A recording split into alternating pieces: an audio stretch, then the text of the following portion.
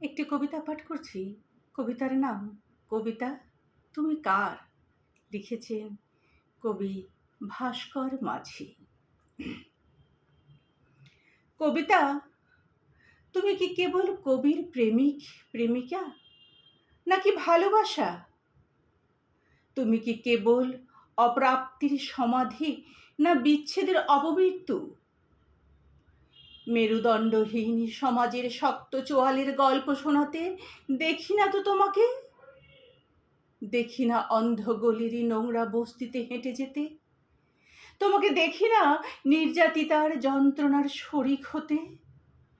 আত্মহত্যা করা চাষির চিতা জ্বালাতে, নগ্ন শিশুর ধুলোমাখা গালে চুমু খেতে। শুধু ভোগ আর বিলাসের রস আস্বাদনের তোমার কিসের এত মোহ? ইচ্ছে করে না দাবানল ছুঁয়ে উত্তাপ মাপতে, শুকিয়ে যাওয়া রক্তের স্বাদ নিতে? ইচ্ছে করে না পোড়া ভাতের গন্ধ মাখতে, যৌনকর্মীর মা হয়ে ওঠার গল্প শুনতে?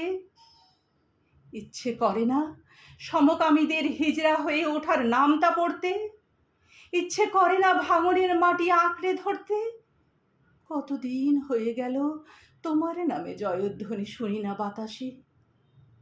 কবিতা, আমার খুব জানতে ইচ্ছে করে তোমাকে কবে দেখব মানুষের হয়ে কাঁদতে। বলো কবিতা। নমস্কার।